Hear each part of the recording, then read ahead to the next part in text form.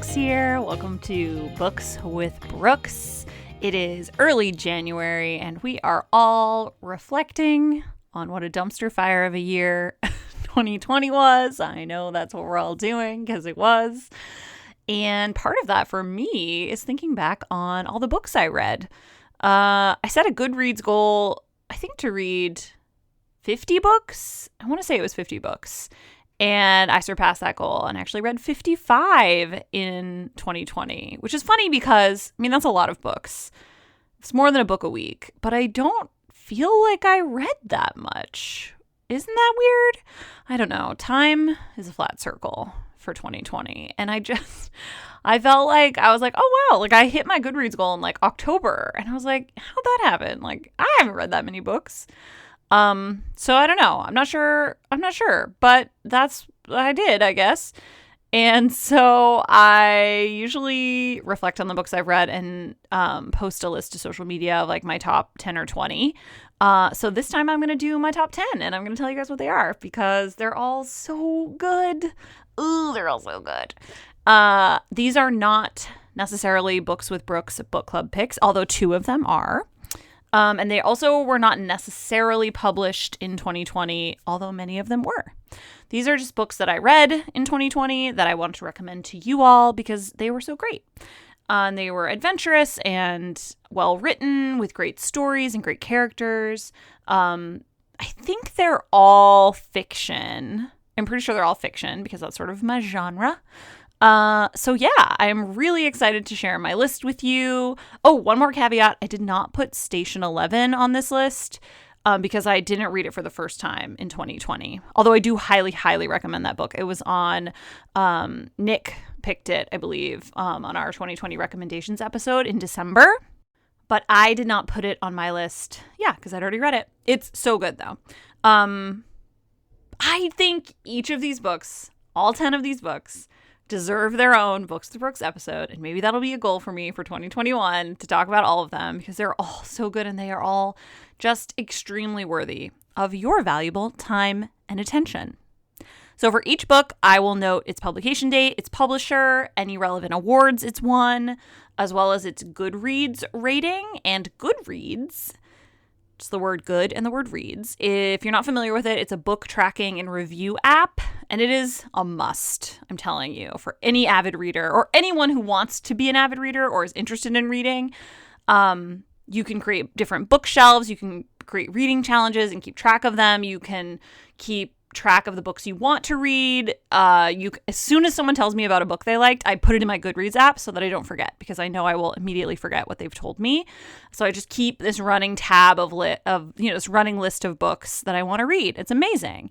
I also have a bookshelf of like all the books that I own that are on my to be read pile so that if I ever go to a bookstore or someone wants to lend me a book, I know if I have that book already, and I'm waiting to read it.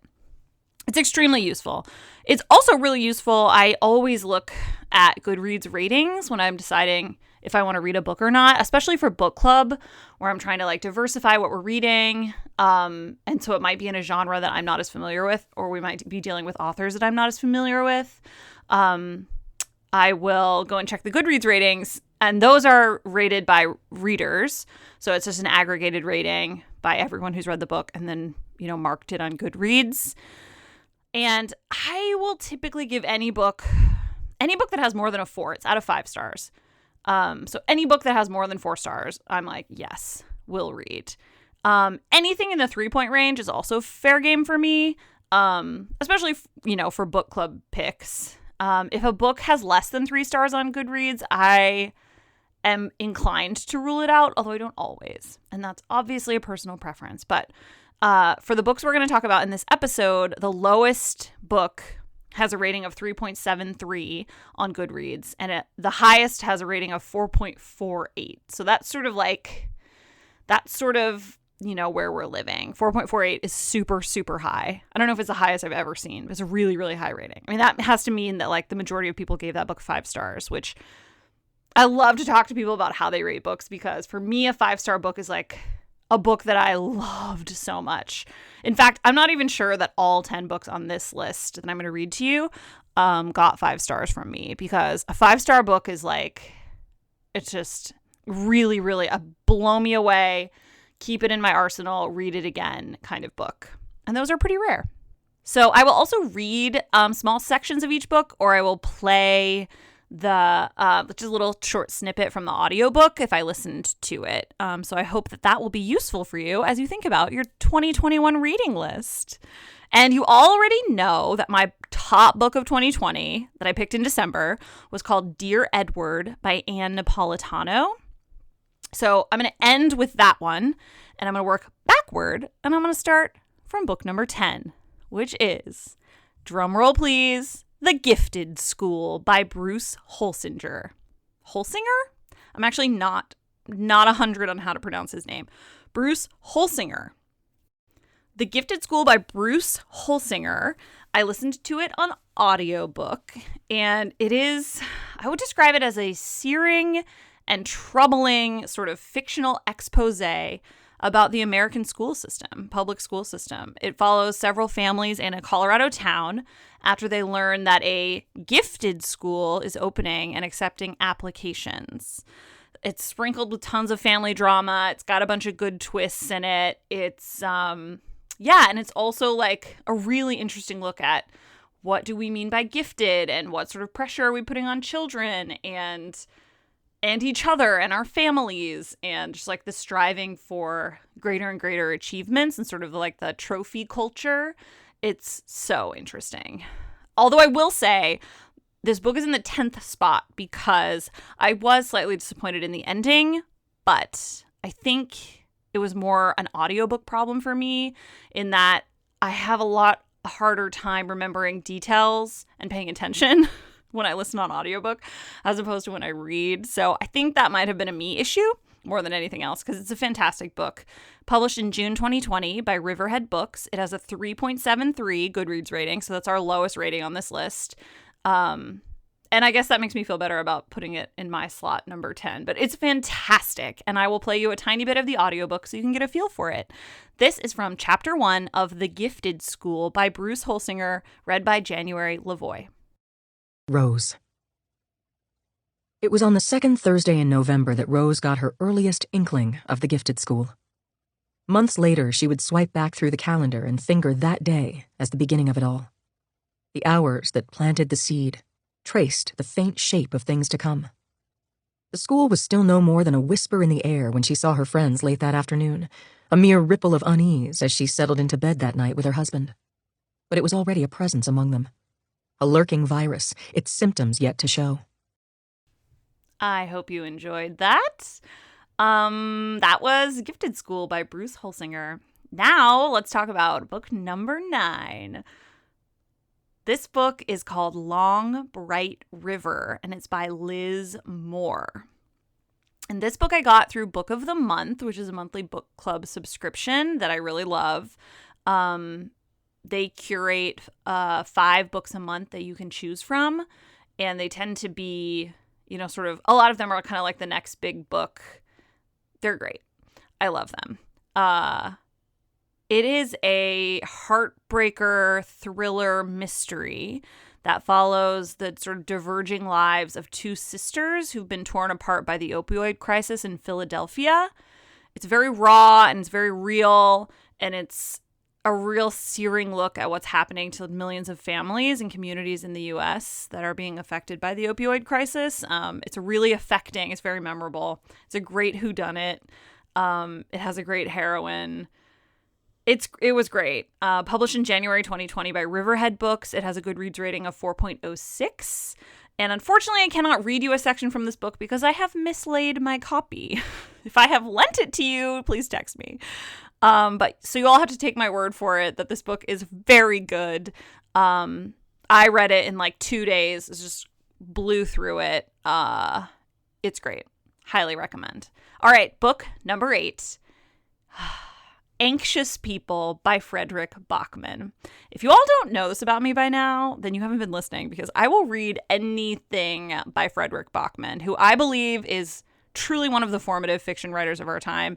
He has this insane ability to tap into universal human truths and present them with humor and honesty that will break your heart. If you haven't read My Grandmother Asked Me to Tell You She's Sorry, or Beartown, or A Man Called Uve, run, do not walk, and read all of them. They are all amazing. We read one Frederick Bachman short story in December. I want to say it was December 2 years ago. And it was great too. So everything he touches turns to gold. All right. And this book came out in September of 2020 by Atria Books. It was highly, highly anticipated, obviously. He's a massive author. I was so excited to read it. I bought it. Oh, couldn't wait. So I would describe it as like a frenetic book that follows like sort of the tribulations of failed Swedish bank robber who inadvertently crashes an apartment showing, and there's just a real robust cast of characters that the bank robber takes hostage. I will warn you, it's a really complicated story. It has a bunch of characters and it jumps in time. But you have to trust the process because Bachman is truly a master storyteller. He's not going to lead you astray. I would say keep reading. There's a transformational finish waiting for you at the end. It's fantastic, as all of his books are. One of my favorite lines is from page 332. The truth? There isn't any. All we've managed to find out about the boundaries of the universe is that it hasn't got any. And all we know about God is that we don't know anything. So the only thing a mom who was a priest demanded of her family was simple. That we do our best. We plant an apple tree today, even if we know the world is going to be destroyed tomorrow. Ah, it's so good. He's an amazing writer, I'm truly telling you. All right, number 7. The Girl with the Louding Voice by Abby DeRay. Now, this was a Books with Brookes November 2020 read. It was picked by Megan. Megan, great job. You introduced me to my number 7 book of 2020. That's a big deal. I will say that I have heard some negative feedback on this book, which is that it's too sad. Too sad to finish. It is quite sad, but it's also hopeful. And we talked about that in book club. So my advice is to push through. It's a very unique book. It's about a teenage Nigerian girl who sort of goes on a quest to find what she calls her louding voice, which is her ability to speak up for herself, her ability to speak English, her striving for an education. It's, again, extremely illuminating. It's about a country, it's like highly about Nigeria, which was really fascinating to read. The author herself is Nigerian. Yeah, it's very, very moving. It's written from the point of view of the main character. So it's written in very broken English, which is a struggle in the beginning, but is truly incredible writing. It's amazing. One of my favorite quotes is on page 173. Many of the books is having big English, so I am only reading the first 10 words or so before dropping it until I am picking up The Collins. Is a small but fat book like my mama's Bible with wide letters in yellow and blue color on the page. I open it and see that it is having words and the meaning of the words next to it. So obviously in that quote, she's describing a dictionary, and this book is full of extremely gorgeous explanations of really simple things, like that one, because the character, our narrator, is learning a lot, and she's sort of like a fish out of water in a new environment, and she's learning a lot of new things, but she doesn't quite have the language to describe what she's seeing and hearing and learning. It's fantastic. It was published in February 2020 by Dutton Books. It has a 4.48 on Goodreads, which is the highest rating out of all the books on this list. It's a really, really high rating. People love this book for really good reason.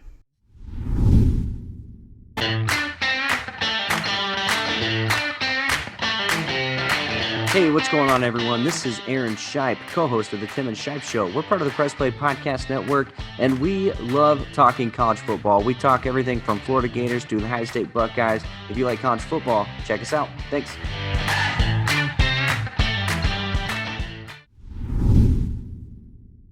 Book number 6, The Vanishing Half by Britt Bennett. Now, this book was picked in our December recommendations list by Emily. She is so right. It's incredible. It sucks you in from page 1. It's super fast-paced. It's packed with emotion and longing and vibrant storytelling. It follows the lives of 2 Black twin sisters in the South who run away from home at a really young age, and one ends up living as a white person, concealing her Black heritage, and the other doesn't. And I've never read anything like this book before. It's really incredible. It has a Goodreads rating of 4.29, which is really high. It was published in June of 2020 by Riverhead Books, and it was a Goodreads Choice Award nominee for historical fiction in 2020. A section of the book that I really enjoyed is from chapter 7, page 145 of The Vanishing Half by Britt Bennett. The night one of the lost twins returned to Mallard, a notice was pinned to the front door of every house in the Palace Estates, calling for an emergency homeowners association meeting. The Estates, the newest subdivision in Brentwood, had only called one emergency meeting before, when the treasurer was accused of embezzling dues. So that night, the neighbors gathered in the clubhouse, whispering hotly, expecting the hint of a scandal. What they did not expect was this. Current President Percy White, standing in front of the room, his face beet red as he delivered regretful news. The Lawsons on Sycamore Way were selling their house, and a colored man had just placed an offer to buy it. The room sputtered to life, and Percy threw up his hands, suddenly finding himself in front of a firing squad.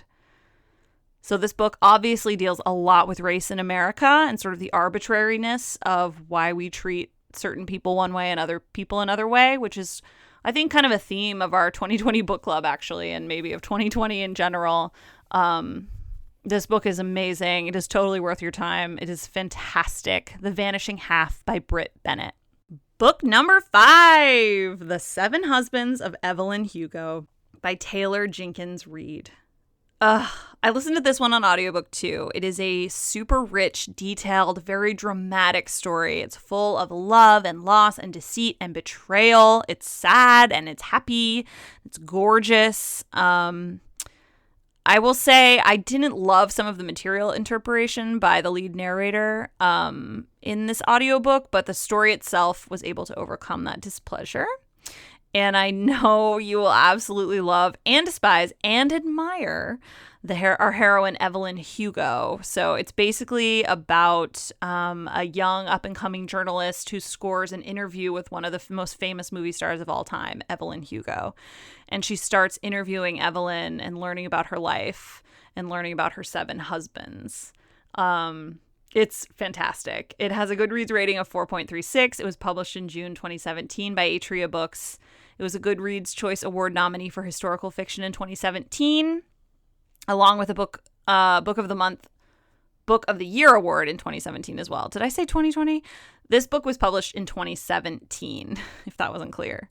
And I will play you a tiny bit of the audiobook so you can get a feel for it. This is from chapter 4 of The 7 Husbands of Evelyn Hugo, read by Alma Cuervo, Julia Whalen, and Robin Miles.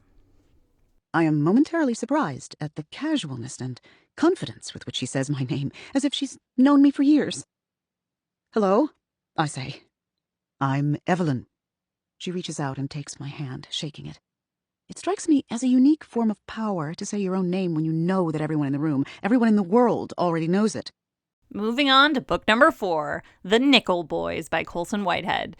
This was our Books with Brookes August book. It is a truly devastating tale about a boys' reform school called the Nickel Academy in Jim Crow-era Florida. While fictional, it is based on the true story of a real reform school called the Dozier School for Boys, also in Florida, that operated for 111 years. It really highlights the racial divide and early dehumanization of Black people in America. It's very striking. It's very upsetting. It's so devastating, but it is incredibly beautifully written by, a master storyteller with a highly advanced command of language and character and plot. This is the most decorated book on the list. It is a Pulitzer Prize winner for fiction in 2020. Also won the National Book Award for Fiction in 2019. Many, many more. It's a hugely accoladed book and writer. Colson Whitehead actually won the Pulitzer the year before for The Underground Railroad, or it might have been 2 years before, which makes him, I think, one of a very small handful of authors to win 2 Pulitzer Prizes for fiction. Underground Railroad is on my to-be-read list. I need to get a copy of it. It has a Goodreads rating of 4.27, which is very high. It was published in July of 2019 by Doubleday. It's amazing. You can listen to the Books with Brookes episode about this book specifically in August if you are interested. Yeah, it's wonderful. So one of my favorite parts is on page 166. All those lost geniuses. Sure, not all of them were geniuses. Chicky Pete, for example, was not solving special relativity, but they had been denied even the simple pleasure of being ordinary, hobbled and handicapped before the race even began, never figuring out how to be normal. Ugh, that's so good. Whew, that book is good. Oh man, as we're getting into the top 5, I'm like, whoa, these books are so good. All right, top three. Book number 3, The Book of Longings by Sue Monk Kidd. So listen, Sue Monk Kidd is another one. Like Frederick Bachman for me, she is a juggernaut of a writer, and it is easy to recommend almost anything by her, including Secret Life of Bees, The Invention of Wings. However, I think The Book of Longings is on its own level. It is a poetic masterpiece. It is a truly mesmerizing story of Anna, the wife of Jesus of Nazareth. So basically, Sue Monk Kidd imagines what Jesus' wife may have been like if she existed and tells the story of the world's most famous prophet from her perspective. A note that you do not have to be religious to enjoy this book. It's not really about Christianity as we know it today. It's more of a personal story of like an extraordinarily strong woman who endures something unimaginable and ensures her place in history, kind of. It is awesome. It was published in April 2020 by Viking. It's a Goodreads Choice Award nominee for historical fiction and has a 4.25 Goodreads rating, which is, again, quite high. One of my favorite parts is from page 86. Thunder cracked over our heads. Whenever the sky quaked, women uttered a blessing. Lord, preserve me from the wrath of Lilith. But I could never bring myself to say it. I would whisper instead, Lord, bless the roaring. And that was what rose now to my lips.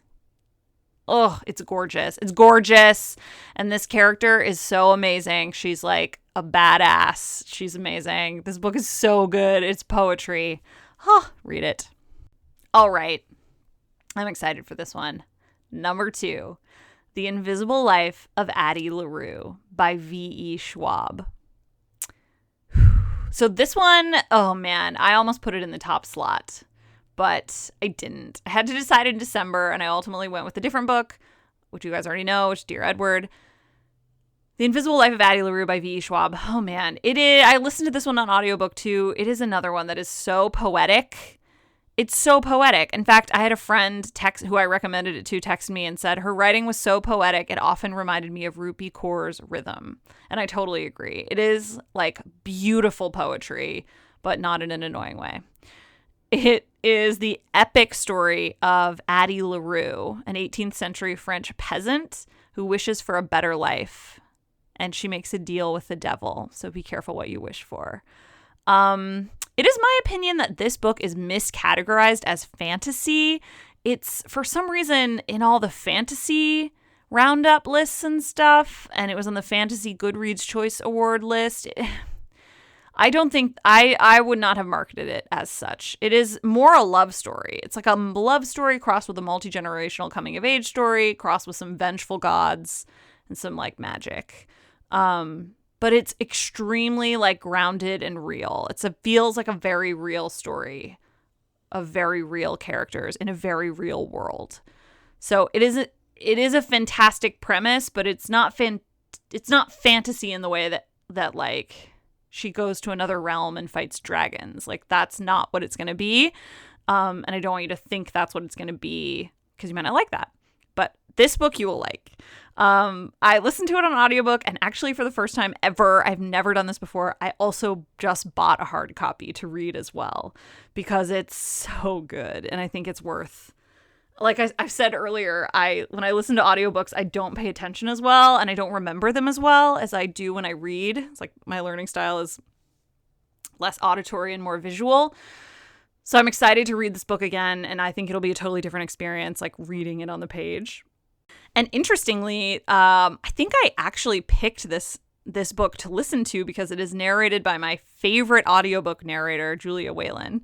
And I will listen to anything that she reads. I love her. I tweet at her sometimes because she's so good. It also had excellent reviews and was a story I seemed interested in. But it was published in October 2020 by Tor Books. It is a Goodreads Choice Award for Fantasy in 2020. It has a 4.39 Goodreads rating, which is super high.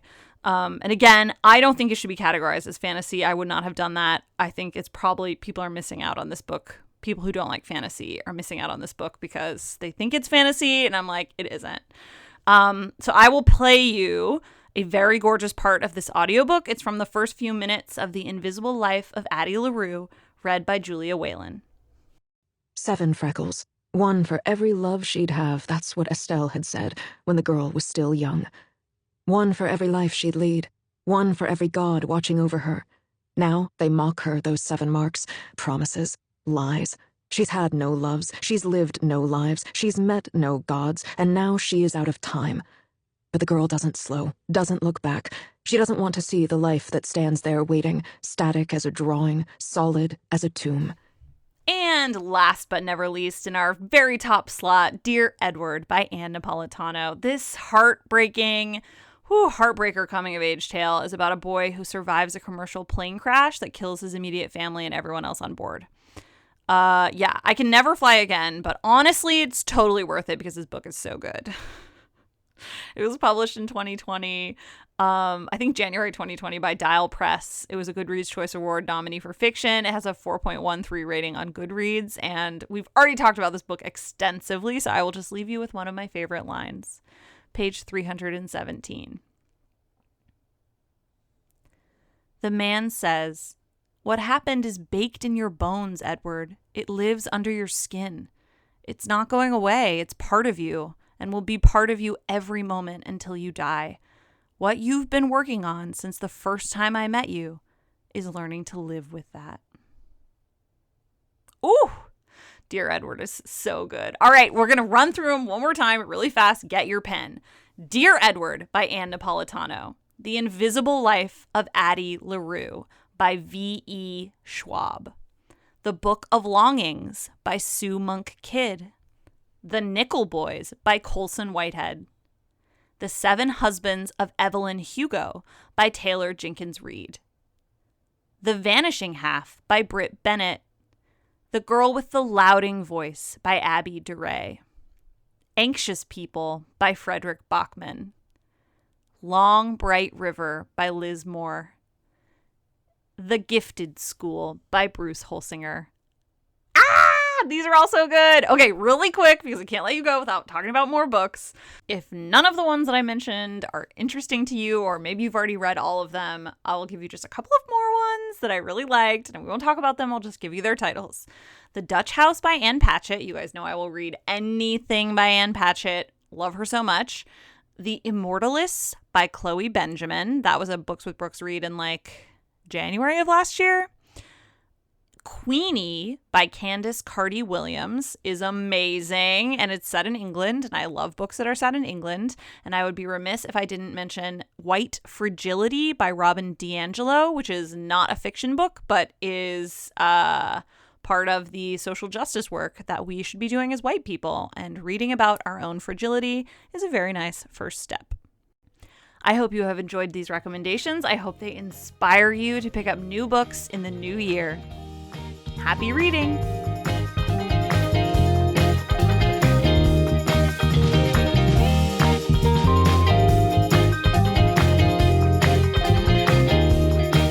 Books with Brookes is in the Press Play Podcast Network, and our theme music is by Jonathan Allen.